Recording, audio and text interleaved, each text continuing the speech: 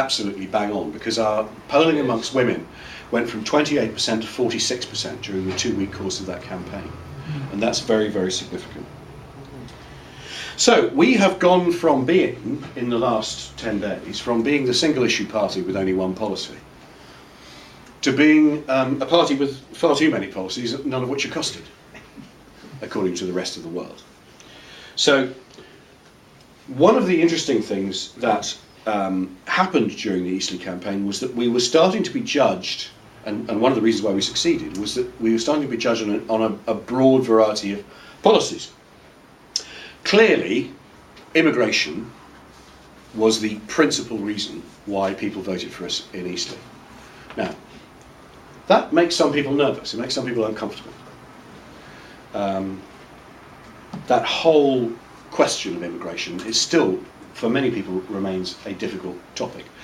But what we're talking about here is not immigration in the way that it was discussed 15 or 20 years ago, about whether we want those people coming from over there and coming to our country. It's not what it's about.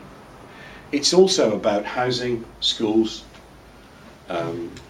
jobs, the National Health Service, public services, wages. It is the East European immigration issue, mass uncontrolled immigration, which is genuinely terrifying the people of this country. Genuinely terrifying. When I was on, and obviously this was the subject that Labour activist shouted at Diane on Question Time about, saying that our policy on Romanians and Bulgarians was disgusting. Well, when I was on Channel 4 on Friday, Emily Thornberry, the Labour shadow, whatever she is, Attorney General, actually nice lady, but when the whole question of our campaign on Bulgarians was brought up, she just said to me, very irresponsible, very irresponsible.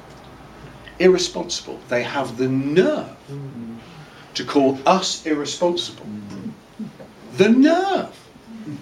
After what they have done in terms of opening the doors to this country. The Labour Party deliberately opening the doors to mass immigration specifically as a political tool to increase their client vote and specifically to try and kick the Tories. And them all collectively enthralled to the European Union, opening the doors to a limitless source of free or a limitless source of cheap labour, which is creating havoc all over this country. The Romanian-Bulgarian campaign is our #1 campaign for this year, and we are not ashamed of it.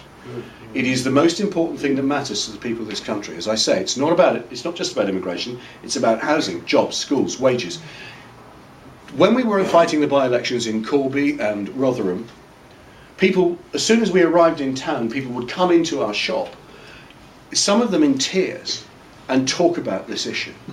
They would talk about the fact in Corby, and we got most of our votes in Corby from the Labour town, that if you wanted to be an employee of one of the major employers in Corby, you had to go to Warsaw to apply, because they were only hiring from agencies that only had offices in Warsaw. I discovered a couple of weeks ago that in Tiverton, now Tiverton is not exactly the industrial heartland of Britain. There is a distribution centre, one of the major employers in Tiverton, where the main language is Polish.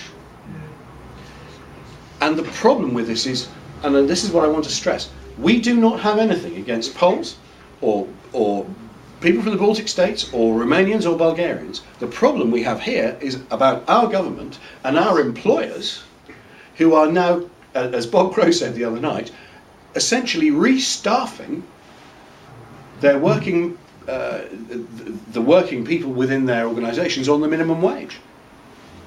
Ken Clarke, if you remember, sat there and said, well, people aren't paying the minimum wage, it should be looked into. No, Ken, that's the point. They are paying the minimum wage. That's the point. If you want to get more than the minimum wage, you can forget it. Because there is a limitless number of people now that will work for it. Less housing. Well, exactly. Everything is going to be put under stress by this.